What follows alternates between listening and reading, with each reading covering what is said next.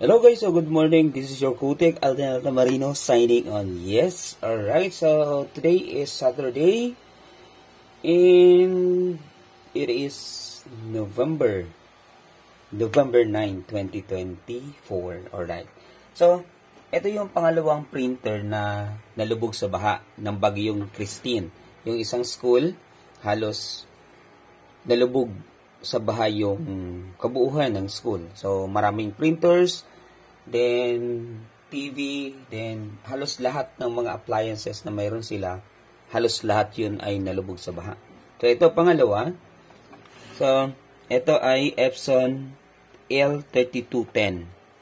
So, ito, nag-contact sa akin yung customer, si ma'am, nag-contact siya sa akin. Kung pwede daw magpaayos ng nalubog, maaayos pa ba daw? Sabi ko, sige. Then, ang unang tanong, magkano daw? Sabi ko, kung walang ibang problema at hindi nyo pinower on or sinaksak sa outlet yung printer at hindi nyo pinower on, so 500 lang yan kasi maglilinis lang yan. So, lilinisin lang. So, sabi ni customer, sabi ni ma'am, so hindi naman daw niya pinower on or sinaksak sa outlet. Hindi siya nag-attempt kasi nagtanong nga siya sa akin. So, makikita naman natin yan. Makikita naman natin yan kasi nakikita yan sa printhead. For example, ito. Ito, yung printhead nito. So, may corrosion na. Ayan, halos nasunog na siya. So, ito kasi pinower on. So, pinower on yan. Right, so, yan. Baklasin na natin to guys. Ayan, kung manonotice natin. Ayan yung mga debris. Debris po ng kanyang So, kitang-kita na lubog talaga to sa buha. Then, pinatuyo nila. Sige. Oops, nawala na.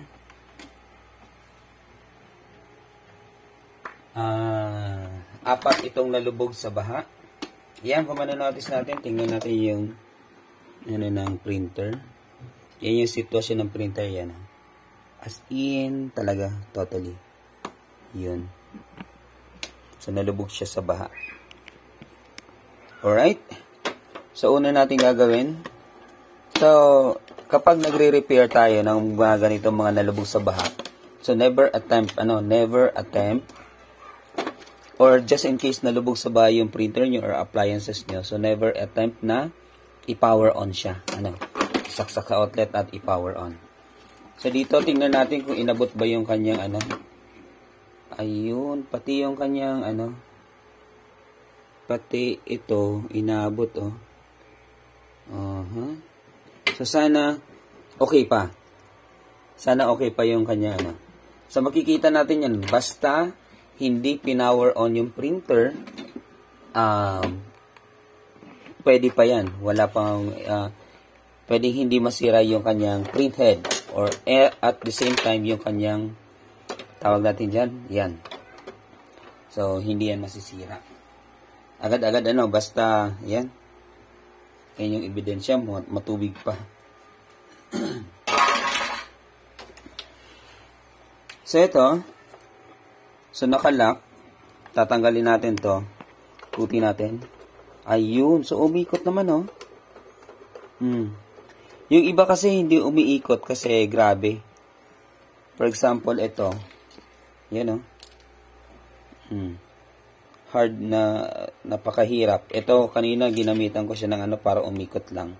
So, hindi ko alam kung functional pa ba to. So, sa ibang printer yan.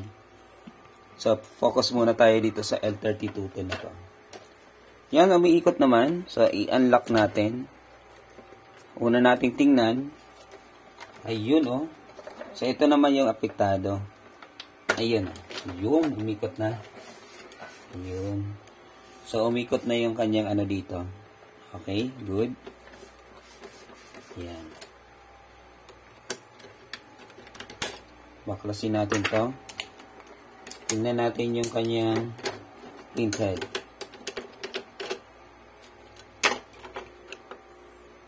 So, dito tayo magkakaalaman kung pinower on ba ni customer yung printer.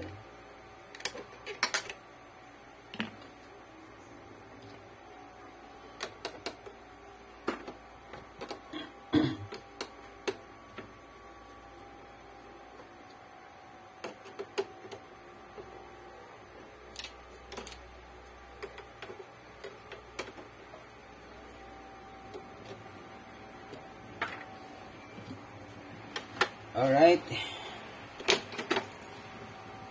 Sige nga. Ayun. Confirm. Confirm ga, guys. Confirm siya. Ayun. Sabi ko na eh. Ayun, alright. Aha.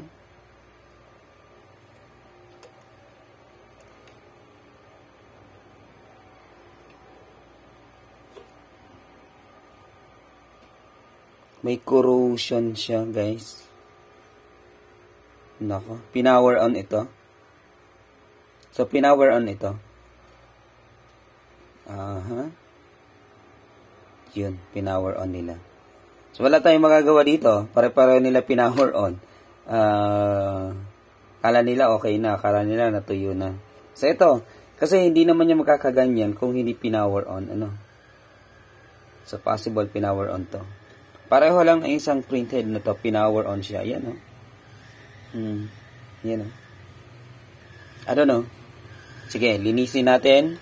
So, mapuprove natin yan. So, yung ang isang printer, pinower on, then naging okay pa naman yung isang printhead. Then, ito, yan yung printhead niya. Sige, abangan na lang yung ibang parte. So, this is the part 1 of this video. Disassemble muna tayo. Then, chinecheck natin kung pinower on ba yung printer. Kasi, ayan o, as in, basa pa talaga, ayan o. Basa pa. Kahit yung power supply niya, basa pa.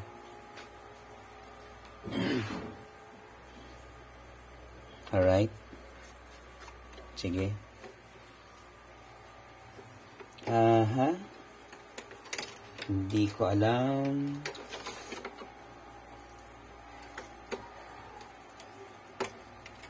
Ayun. So, maganda talaga na hindi i-power on muna. Ano? So, never attempt. Ano? Just in case. Kahit pa yan mabuhusan ng tubig. So, buksan nyo muna. So, kung kaya nyo naman, buksan nyo. So, wag na wag nyong ipa-power on muna yung printer. Lalo pat na nalubog siya sa baha. Yan. Disassembly procedure muna tayo.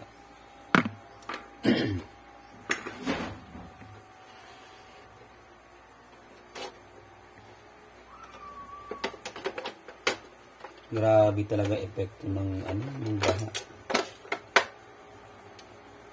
Grabe as in total.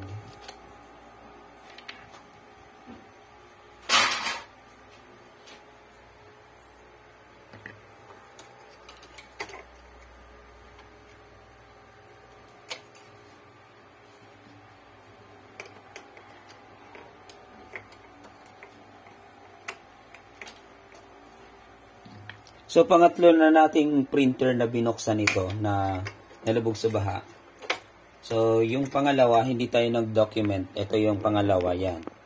So, hindi tayo nag-document kasi pareho naman sila Epson L3110. And pareho naman sila pinower on. So, yung kakaiba lang nito, ayan. So, corroded na. So, nasunog na yung printhead niya. So, dito, mayroong indication na pinower on kasi may corrosion siya. So, dyan natin makikita kung pinower on ba. So, hindi makakapagsinungaling ang ano dyan. So, kita natin sa ebidensya yan. Ano? So, hindi natutulog ang batas. Right, joke lang. Yan. Tanggalin natin to. Alright. Ayun. Ang dumi.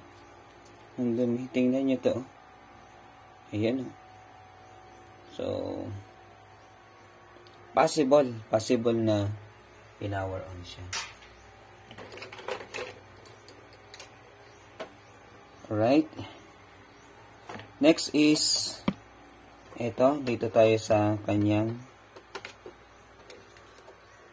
board.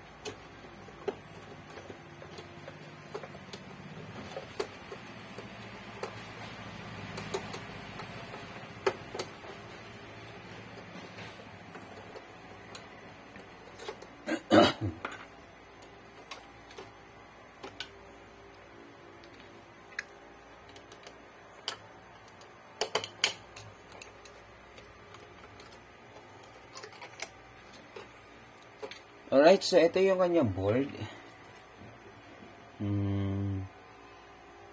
Sige, sana okay pa. Check muna natin yan. Next move natin, tanggalin natin yung kanyang power supply.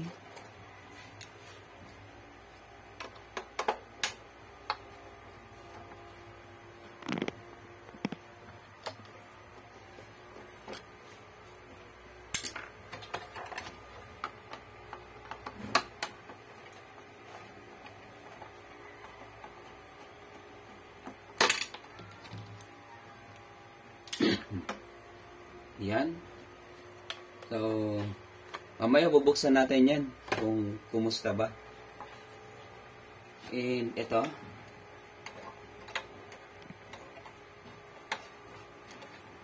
Alright.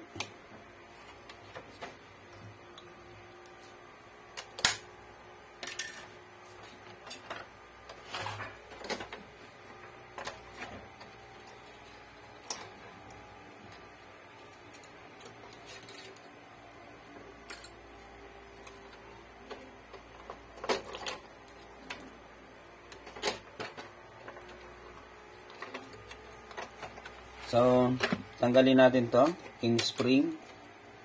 And, dyan. Ito, mayroon naman siya dito screw.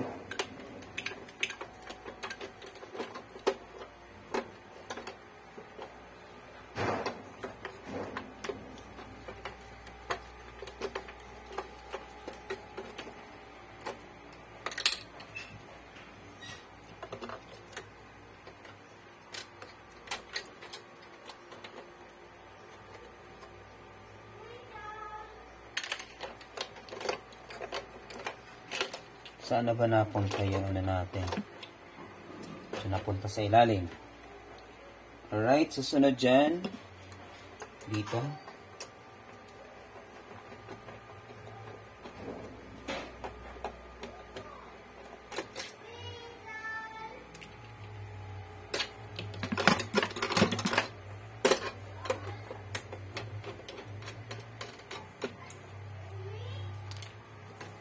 Next. Dito tayo. Tanggalin natin to.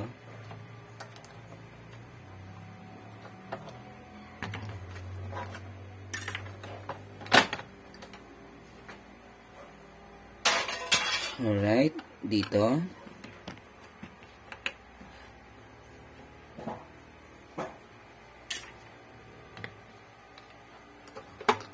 And that's it.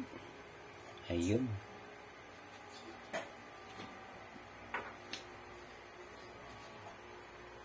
And ito na.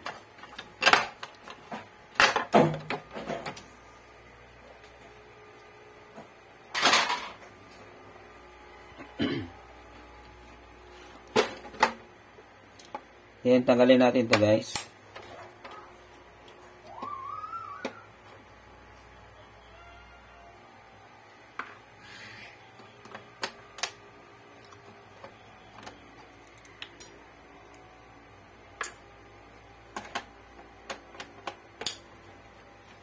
Tanggalin natin yung PERG unit.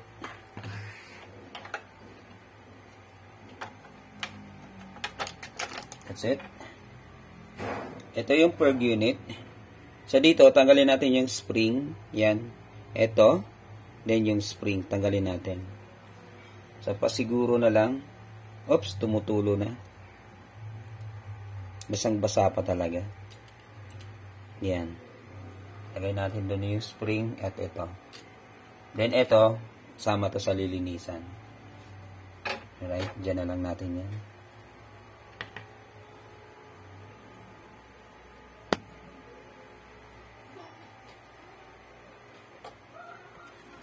Sige. Next natin, ito.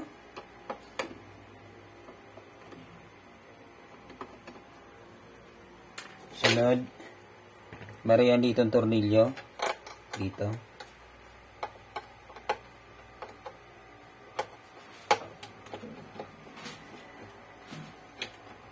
So, kahit hindi natin tingnan, kapain mo lang yan.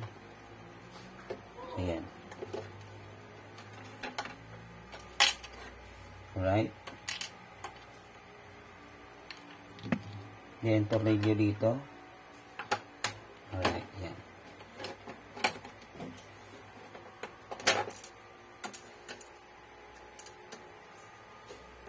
That's it. Ito na siya.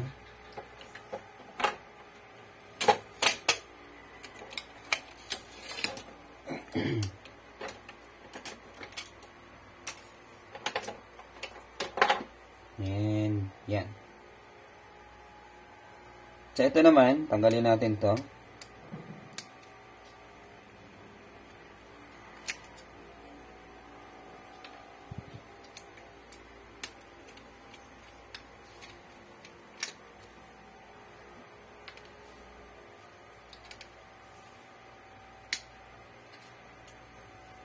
So, ito, dito na muna natin.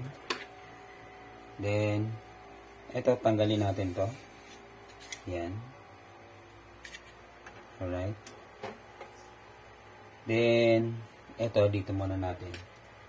Ito, lilinisan natin to. Sama natin siya dito. And, isa pa. Ito. So, tanggalin natin to.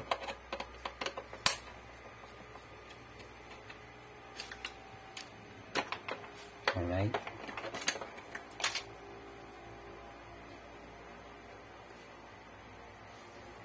And that's it.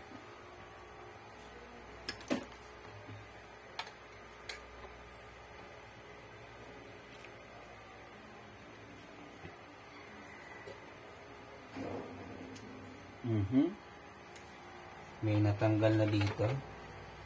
Ibalik lang natin yung natanggal na spring. Dito yan. Diyan. Papunta yan dito. Dito. That's it. So, yun.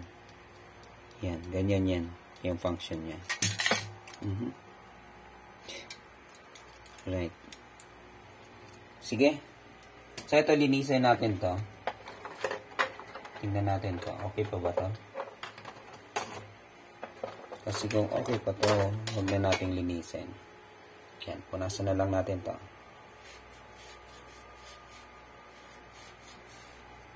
So, yung grasa, kasi may grasa yan dyan. May grasa yan dyan, may grasa. So, wala tayong pamalit na grasa. So, yan.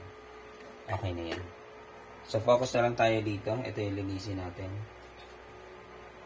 Then, ito naman yung mga gears. Yan. Yan.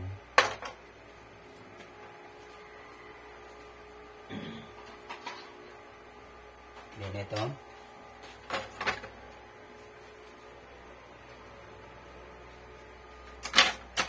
So, paano maglinis? So, yun yung magiging part 2 natin. Ano? Pero, hindi ko na i-document kasi may ginawa na akong video niyan doon sa isang printer na lubog din sa baha. So, ganito din yung ginawa ko. Then, tingnan nyo na lang kung paano yung process doon sa paglinis.